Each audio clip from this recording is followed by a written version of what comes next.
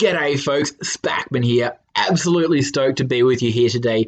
Been a while since I've done a video. I've been wanting to do one for a while and I said I'd focus only on Rift, but there's nothing happening there. So here we are with Clash as I'm really starting to enjoy it again.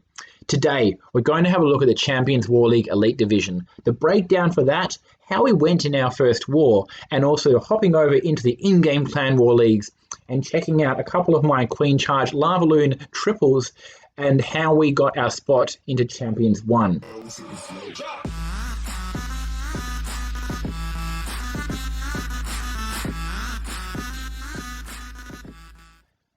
So here it is, folks, the Champions War League Elite Division. There are 32 clans. 32 clans, max Town Hall 12, the best of the best. It's an insane lineup. Many clans should ring bells for you. 9 of these appeared in Poland to try and qualify for the World Championships. 2 did, Tribe Gaming and Nova, of course. And there are 4 or 5 here, 5 maybe, that actually are wildcard options to also, appear in the World Championships in Germany, being Int, Blaze JP, WHF, One Hive, and, Dark Looters is effectively Tribe Gaming again. And it's such an exciting place to be, and you have to follow it. There's going to be some brilliant attacks, brilliant wars, be it me, other content creators, whatever, follow it. It's going to be brilliant. And our first war from that was against Scorpion Monkeys. We came across with the victory. And 25 versus 25, 14 triples to 8. Great war. I don't think this was really too one-sided. We just happened to manage to seal a deal on a few more. Some brilliant attacks from both sides. We were running Hollow Graves at the time because Hello for Now was tied up in the in-game clan war leagues.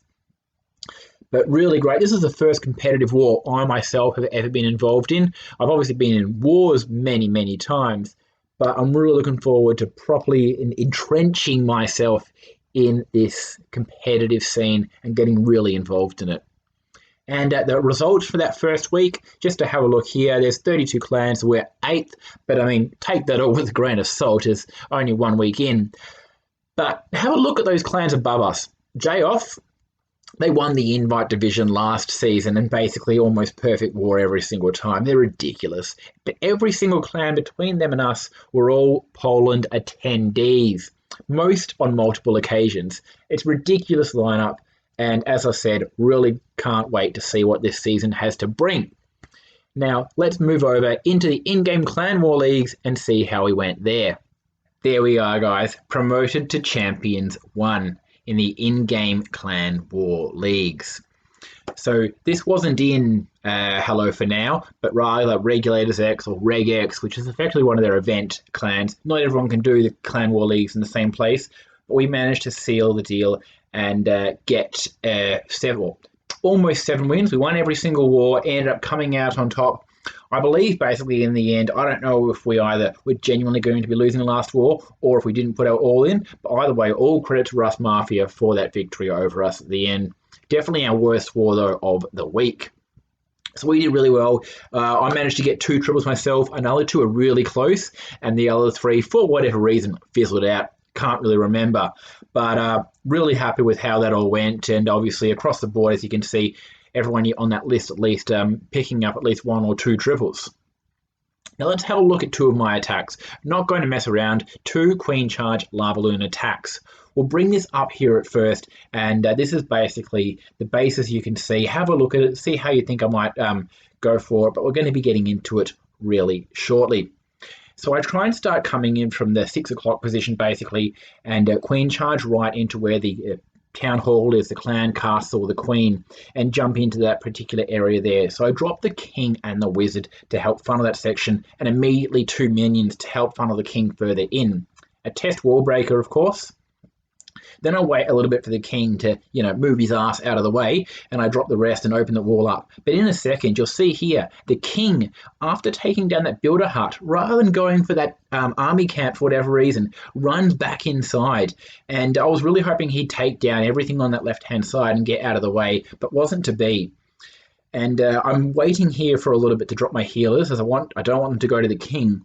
And you'll notice I also drop them far to the left. That's to try and keep them away from that Inferno Tower as much as possible.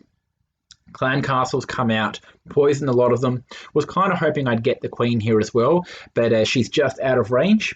And you'll note in a second as well that I do a freeze a tiny little bit too soon. I wanted the queen to hit mine just once first, just so that she would get her down straight away. As a result, it meant I need to use my rage here a tiny little bit earlier than intended. And as I said, I was hoping the king would go straight down the guts on the left and take everything out there, so it distracts my queen for a little bit longer than I was hoping for. Jump into the center, making sure I avoid that archer tower quadrant there, as I wanted to make sure the queen would definitely target the town hall. Drop the slammer because I knew this inferno tower would start gutting my healers, and I did not want that. Now that I know the queen is close enough and she's going to get this town hall down, I start the Lavaloon. Start on the right hand side, then go 12 and then 6. And one mistake here, I planned to drop my loons on the mortar and the wizard tower, but I dropped them on the mortar and the archer tower at the 12 o'clock position. Not sure why, but as a result, that wizard tower is the last thing standing in that particular area. So, you know, a few areas to improve, but in general, pretty good. And I deliberately held my warden and a final haste for this final section here, as I figured that would be the best place to use it in my plan. Obviously, throughout this process, I've been dropping minion. We've got cleanup on the go. Warden ability down, haste down. That's basically good game. See you later. Thank you very much. We'll race through the rest of this and get into the next attack. One thing I really liked about both of these attacks is everything just basically worked as I wanted it to. And that doesn't always happen, so I was really happy about that. We'll get into this next one, and this is a base that I have seen everywhere of late. I think 5 times in the last week, or very small variations of it. Twice in my Legend League attacks, and twice in our Clan War League, and then once actually in our Champions War League event.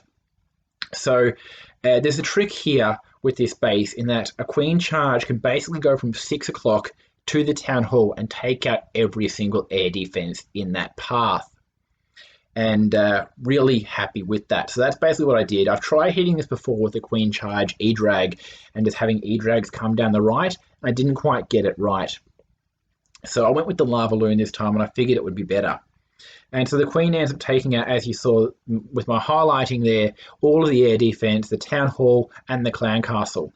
And in that gap I'm just looking at just there, between the mortar and the elixir storage and the bomb tower, if there was a Tesla there or a builder's hut, this strategy will not work. So if you don't see anything there, go for it. If there's a Tesla, bad luck. But if there's a builder hut, you know it's definitely not going to work. And if you have this base, this is a way to avoid this strategy taking you down.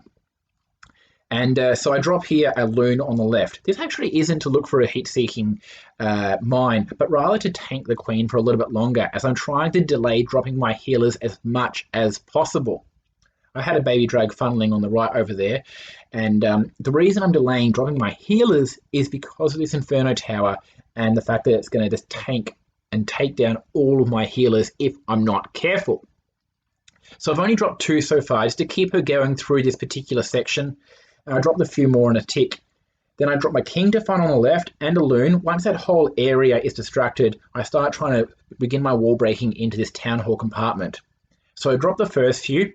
And you'll see here in a second also, by the way, once the queen takes down that elixir storage, this is when she goes to the left rather than taking down that mortar. So that's key. It's a fantastic path for your troops. Wall break into here. I could have raged. It was a little bit close, almost a wall breaker fail. But take down this whole section, freeze the town hall, freeze the Inferno Tower. And this whole section here is basically gutted. And I zoom out in a second here and have a look at how much I've taken down with this queen charge. Every single air defense. The town hall, the clown castle is about to go. An Inferno Tower, a bunch of Teslas. It's just great value. So now that I know that's underway, I begin my Lavaloon, and I don't want a time fail, obviously. One hand on the left, slammer on the right, loons in tow, the wardens with the crew on the left, and I also obviously have 2 skellies as well to then take down the archer queen when I get there under the rage. I had an ice golem there intending to distract the wizard towers. I didn't quite drop it in time, so it was kind of wasted in the end, but, you know, wasn't a problem. Warden ability through that rage, through everything, just that whole area got blitzed. And I'd also saved a few loons in a haste here, so that's a final Inferno Tower gone, dusted. As in the previous replay, minions cleanup done early, kept an eye out. I almost missed that builder hut on the left over there. Managed to get that done, and that was real. Again, another attack I was really, really happy about. So that's basically it. I'm not sure how often I'm going to be putting out these videos. I've still got family, still got work, but I'm going to get back into it. I'm going to hopefully start pumping out. But anyway, thank you so much. I'll see you guys next time.